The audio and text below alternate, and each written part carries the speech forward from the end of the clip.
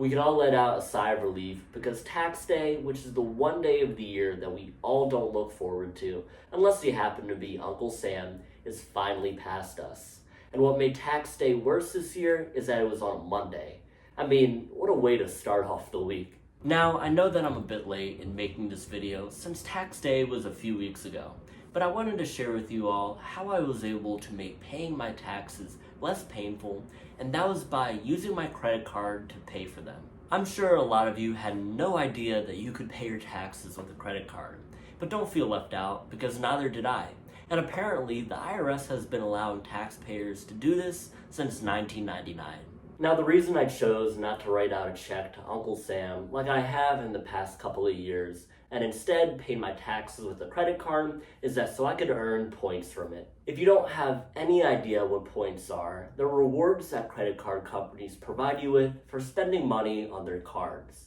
These points can then be redeemed for various things, but the one thing that we're going to be focusing on is redeeming them for travel. You see, a lot of these credit card companies are partnered with various hotels and airlines, which allows you to redeem your points for these major expenses that comes with traveling. And I know it seems like I'm making all of this up, but trust me, I'm not. I now have 13 credit cards, and between all of them, I've earned close to 1 million points, which is crazy because I got my first credit card only 4 years ago.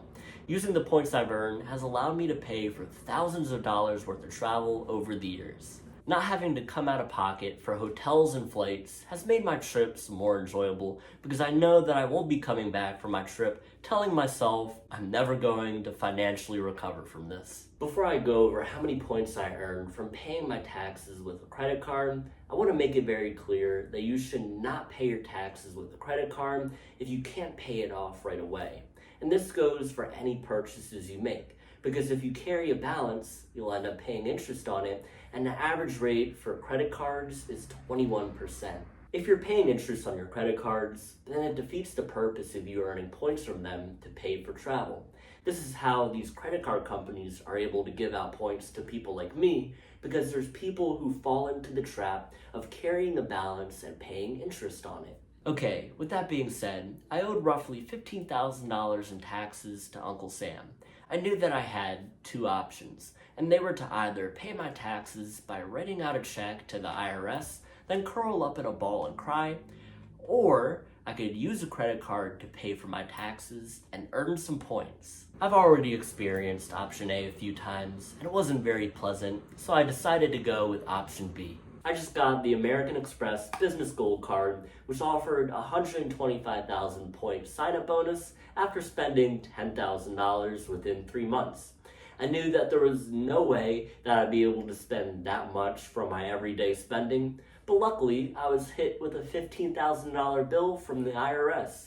So I used my credit card to pay for my taxes. I then made sure to pay off my balance so that I wouldn't pay any interest on it. Not only did I earn the 125,000 point sign-up bonus, but I also earned an additional point for each dollar spent.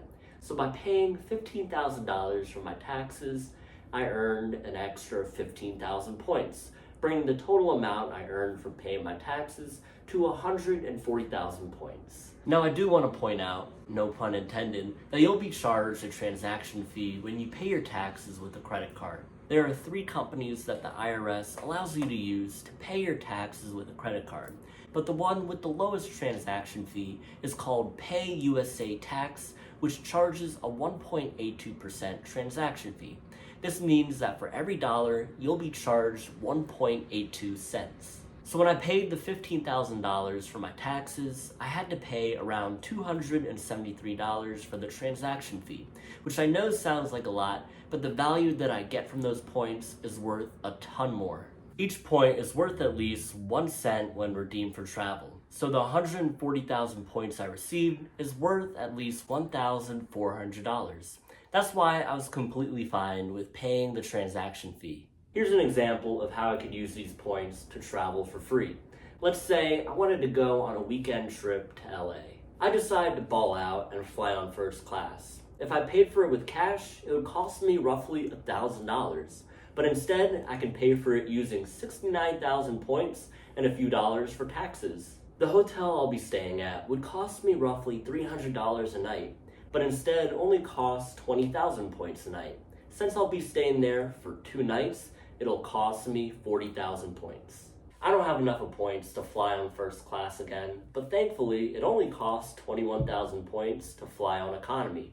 And if I were to pay for this with cash, it would cost me roughly $200. So if I were to pay for my weekend trip to LA with cash, it would cost me around $1,800. But instead, I'll essentially get to travel for free by using my points. How amazing is that? It's important to understand that there are unavoidable expenses that come up in our lives, such as paying taxes. So why not leverage a credit card to pay for these expenses so that you can earn points and enjoy all of the perks that come from it?